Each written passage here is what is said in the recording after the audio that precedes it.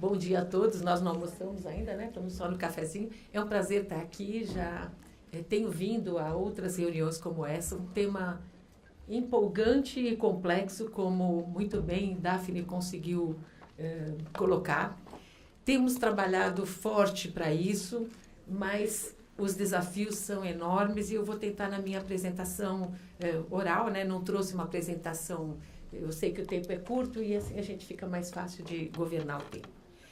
Eu queria inicialmente me apresentar, eu sou médica, trabalhei a vida inteira no SUS, conheço bem o sistema, sei das complexidades e da incrível importância desse sistema na vida das famílias brasileiras, sejam famílias que têm problemas com doenças raras, sejam aquelas que têm problemas com doenças também prevalentes. Sem um sistema de saúde, sem um sistema que pense a equidade, pense a cobertura universal da população, independente dela ter dinheiro ou não para pagar um médico particular, para pagar seus tratamentos, não teremos desenvolvimento e o nosso país ficará abaixo, sempre abaixo da excelência que a gente espera que ele venha a atingir. Então, a saúde é primordial para o desenvolvimento de um país e estamos há anos construindo com muita dificuldade um sistema único de saúde, de cobertura universal, que consiga ter uma capilaridade, chegar até onde as pessoas moram. Não é uma tarefa trivial, não é uma coisa simples, é uma coisa muito complexa e muito das complexidades da formação desta rede para atender doenças raras, doenças que, em sua maioria, são genéticas, mostra essa dificuldade de levar não só o remédio, porque isso seria simples e não resolveria o problema, mas levar realmente uma atenção integral, acolhedora, numa situação absolutamente cruel, que é uma família ter um problema desse tipo e, pior, ter vários problemas, vários pacientes ou pessoas portadoras de doenças raras numa mesma família, como vocês sabem. A vida inteira, como eu disse, estive no SUS e, finalmente, nos últimos anos, eu venho presidindo uma comissão nova, né, no sentido de que ela trabalha para o SUS, assessora o SUS, assessora o Sistema Único de Saúde na incorporação de novas tecnologias para a saúde. Podem ser medicamentos, equipamentos, exames, e realmente trabalhamos junto com o grupo da política de doenças raras. Foi um privilégio para a gente, aprendemos muito com o grupo de especialistas, sabíamos que íamos ter problemas, né, desafios, e sabíamos que não ia ser simples, mas não desistimos ainda, viu, Daphne, de tocar isso e de conseguir tirar esse programa da melhor maneira possível, que a gente consiga avançar. Então, naquele momento, pensamos em que era importante ter uma política integral, era importante que isso tivesse escrito, que tivesse algum financiamento inicial, que de jeito nenhum vai cobrir as necessidades, mas que esse pacote de exames pudesse ser revisto a cada 3 meses. Pode ser que você não consiga fechar um diagnóstico com o primeiro pacote, mas há a possibilidade de você fazer isso. Mas tivemos todo um problema no próprio Ministério da Saúde, no país, de recessão, né? A recessão machuca programas existentes e ele realmente assassina programas que estão tentando emergir. Então, realmente, houve um prejuízo bastante grande em relação a esse programa que era novo e que precisava ter as primeiras forças para sair, né? Para ser implantado. Então, eu acho que a gente precisa, sim, pelo menos a parte da política que está já resolvida, os exames, o diagnóstico, o aconselhamento genético, que será para todos, não será só para um pequeno grupo, né? Que seja implementado e que a gente consiga, com o novo secretário que acabou de chegar, né? A gente consiga levar, com certeza eu e Inês levaremos isso ao secretário, mostrando para ele em que ponto já estamos, como a gente poderia avançar nestas partes que já estão resolvidas. Bom, então eu quero falar um pouquinho da Conitec. A gente avalia, então, como eu disse, tecnologias, equipamentos, medicamentos, sempre na base da ciência. A gente trabalha avaliando o benefício, o risco e a custo-efetividade. O que quer dizer? Quanto é que custa esse benefício? Quanto precisa haver de recurso financeiro e de recurso logístico para que seja aquele medicamento, aquele produto, seja implantado no SUS. Porque uma coisa é comprar o remédio, né? Outra coisa é ter uma política em que o medicamento vai ser prescrito por alguém, para uma certa pessoa, por meio de certos exames. O monitoramento desse resultado vai ser feito por meio de outros exames e de outros profissionais. Então, isso é o cuidado. Só comprar o remédio é uma parte da equação, mas não é a única, e nós nos preocupamos em analisar qual é o benefício que um remédio traz, qual é o risco que ele potencialmente pode trazer, qual é o custo que tem para isso e qual o impacto na própria rede do SUS implantar isso com equidade. É fácil implantar isso em um lugar, nos lugares mais favorecidos, nos estados que têm mais renda e mais advocacy, mas é muito difícil fazer isso no Brasil inteiro, de modo a dar igualdade de condições e, portanto, equidade a todas as pessoas. Esse trabalho é muito interessante,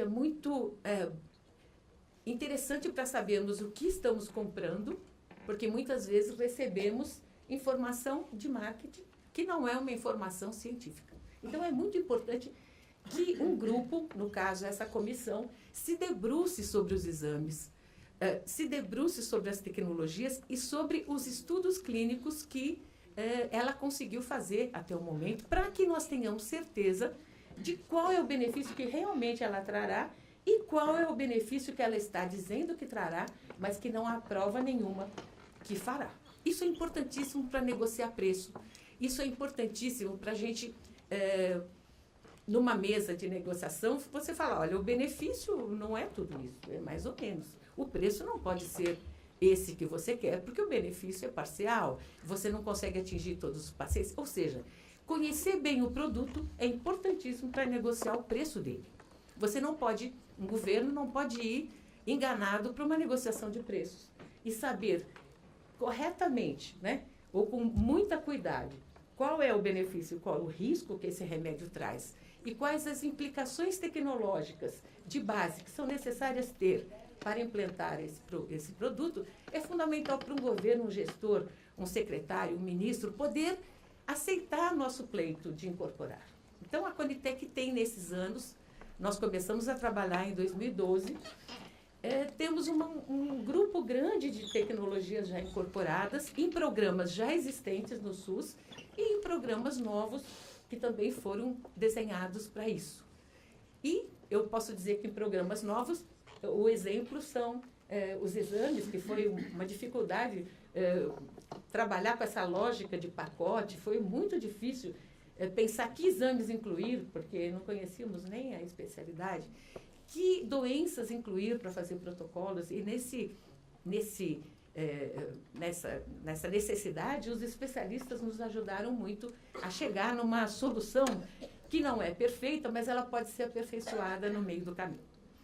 Bom, então, voltando à prática da Conitec, ela recomenda ao Ministério da Saúde a tecnologias que devem ser implantadas ou devem ser incorporadas, ou aquelas que não se recomenda que se incorporem.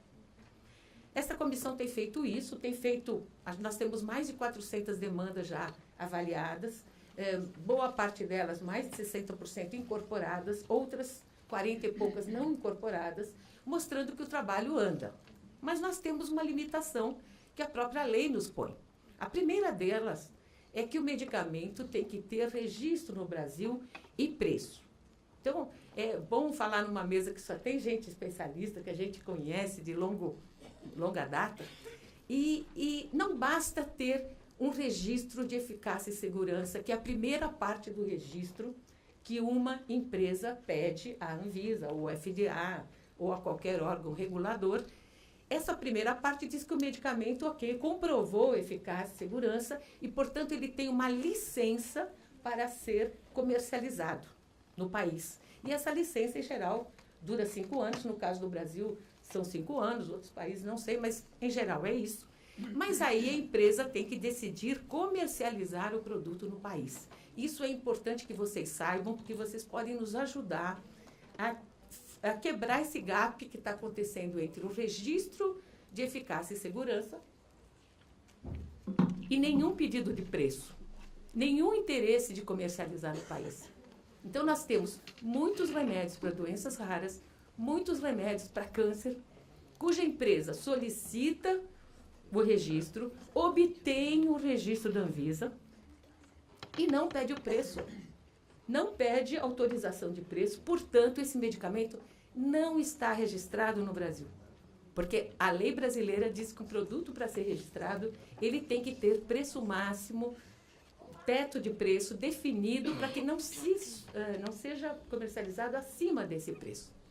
Muitas empresas se contentam com obter a licença para fazer uma comercialização, mas não a faz, e começa a marketar o remédio no grupo dos médicos. Então, começa a reunir, fazer eventos em congressos, levando que o medicamento já está no Brasil, que o medicamento já tem registro na Anvisa, e a gente pode, como médico, facilmente comprovar, entrando na internet, e você vê que o medicamento realmente tem registro, obteve o registro, obteve a licença para comercializar. E a empresa não pede preço e não comercializa. O que acontece quando há uma ação judicial para aquele medicamento? Muitas vezes o médico nem sabe que não tem registro.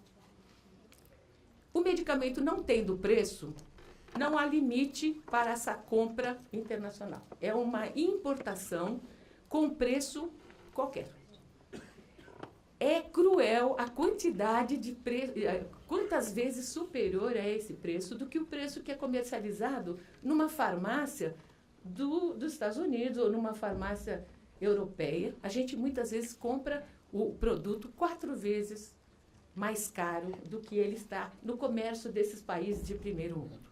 Ainda por cima, somos obrigados a pagar um distribuidor que traga o produto. Esses produtos, essas enzimas, elas são lábeis.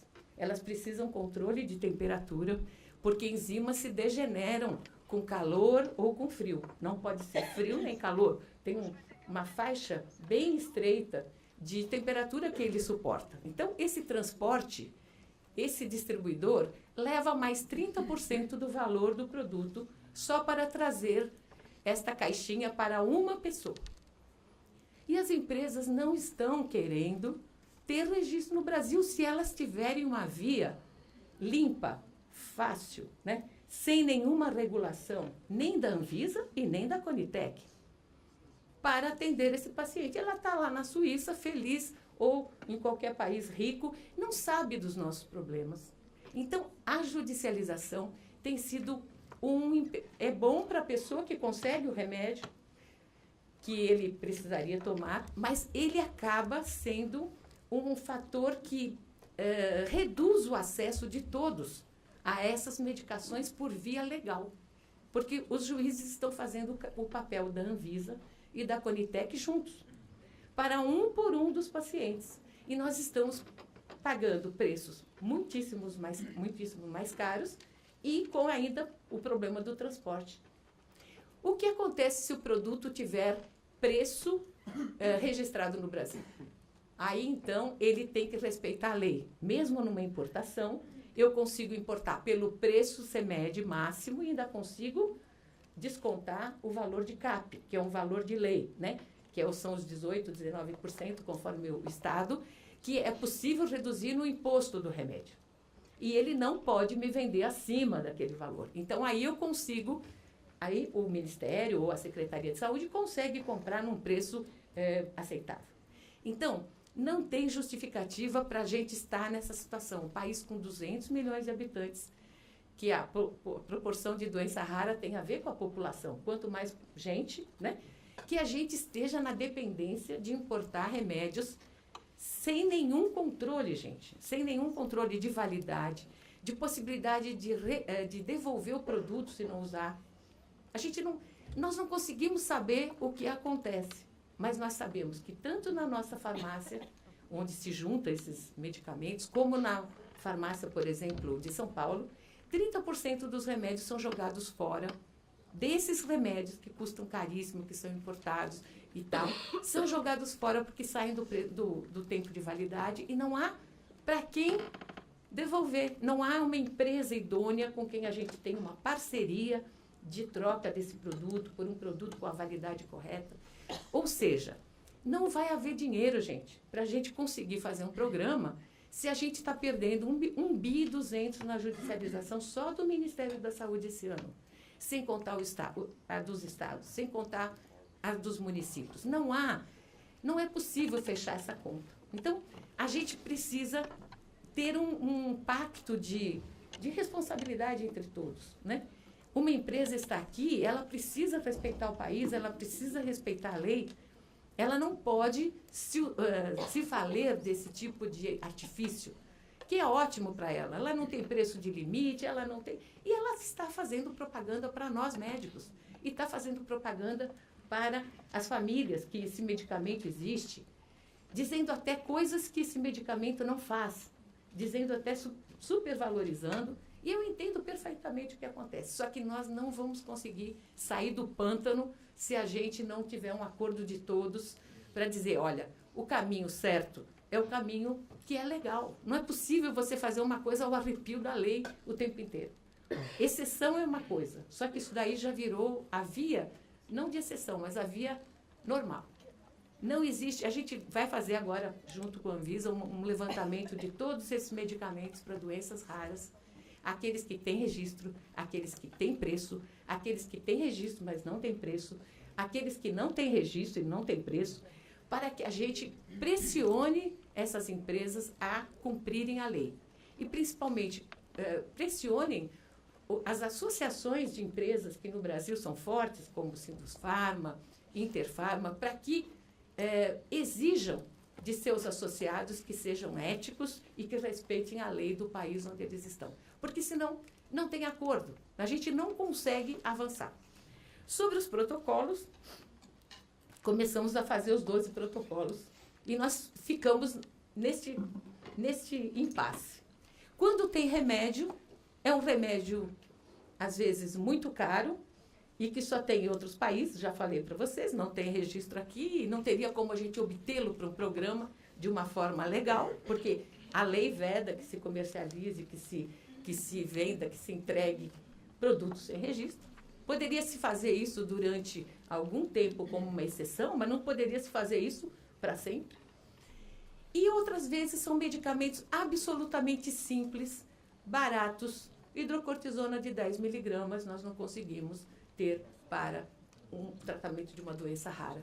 Custa centavos de, sei lá, né? E não tem nenhum produtor nacional que queira produzir hidrocortisona de 10 miligramas ou de 20 miligramas, que nós precisamos para tratar hiperplasia adrenal congênita, por exemplo, né? Então, estão todos tranquilos. Esse é o outro grupo de remédios, que são remédios, por serem baratos, por não terem patente, ninguém quer fazer. E um geneticista, um médico especialista dessa área, sabe que esses nutrientes são importantes. Às vezes precisamos de biotina, estamos quebrando a cabeça para conseguir fazer biotina numa quantidade, numa concentração que atenda as crianças que têm os problemas e que precisam tomá-lo. E não tem, só tem no suplemento, só tem traços não sei aonde. Então, isso não nos atende. Ou a gente fala, realmente, doença rara é uma prioridade para nós e nós vamos trabalhar para isso. Eu, como gestora de um programa de saúde, o fabricante de remédio pensando também nisso e querendo trazer o conjunto inteiro de remédios que são necessários, não só o último MAB que dá vantagem, que dá lucro, mas também a hidrocortisona que precisamos, a biotina, o nutriente, a vitamina, sei lá, que vão ajudar muito a vida de certos grupos de pacientes para os quais não há um tratamento específico, mas que podem aliviar alguns sintomas com essas medicações. Então, eu acho que a gente está neste ponto, né? Bastante crítico, mas é importantíssimo para o Sistema Único de Saúde ele lutar para transpor esses desafios. Porque numa política difícil como essa, nós vamos integrar mais o nosso sistema, nós vamos ganhar expertise para as áreas, até para as outras áreas que são para as doenças prevalentes.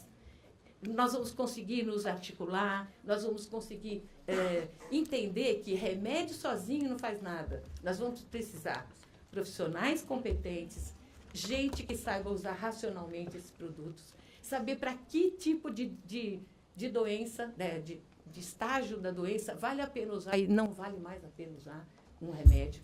E tratar isso como se fosse um recurso de todos. Não um recurso que quem grita mais leva, e muitas vezes leva para doenças inexistentes ou doenças tão graves que já não tem mais utilidade, digamos assim, o uso daquele medicamento. Mas para o juiz, quanto pior ele vê o paciente, mais isso vai motivá-lo a dar uma sentença positiva.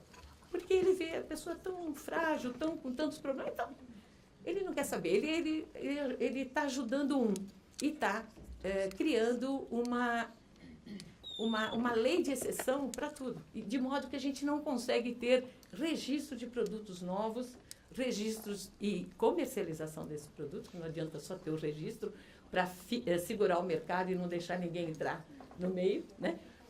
Mas nós queremos isso, fabricantes que queiram assumir uma parceria com o Brasil, né? Com as doenças que estão afetando o Brasil e que vão trabalhar com claridade com a gente. Vai registrar, vai produzir, vai vender dentro do que manda a lei. E não fazer esse joguinho de estando lá fora, só receber o que interessa e problema nenhum. Não tem responsabilidade nenhuma com ninguém. Então, é um trabalho de todos. Eu espero que eu tenha conseguido motivá-los, que é um problema que vai ajudar outras doenças que não essas, vai ajudar o SUS a ficar mais unido e mais eficiente. E nós temos que lutar pelas coisas certas. É fácil botar culpa em alguém. É a Anvisa que demora, é a Conitec que não avalia. A Conitec tem outro problema que eu ainda não falei. O problema ou é um defeito inerente. Ela não analisa o que ninguém pediu. Se ninguém pedir para analisar um produto, uma tecnologia, não será analisado. Então, esses 400 que eu lhes falei no começo, alguém pediu. Ou a Secretaria de Saúde, ou um município, ou uma área técnica do Ministério, ou um fabricante de remédio, uma associação de pacientes. Alguém tem que pedir essa análise. Na hora que alguém pedir, nós vamos avaliar dentro da lei e vamos dizer o que fazer. Agora, se ninguém pedir, a Conitec não é um órgão proativo que vai descobrir a última tecnologia que está em Sumatra e trazer para cá. Isso não existe, né? Isso não prevê a lei e nem temos condição de fazer. Mas, se pautados, vamos reagir no tempo que a lei manda. 180 dias nós temos uma resposta e podemos dizer, está no SUS, vamos fazer o protocolo e vamos tocar para frente. Então, esse outro lado, esse outro jeito também pode ser feito, viu, Daphne? Para esses medicamentos que estão, que têm registro e que a gente tem preço, nós poderíamos ter uma provocação ao contrário, de uma sociedade ou de uma universidade, de um hospital universitário ou mesmo de uma associação de pacientes. Obrigada.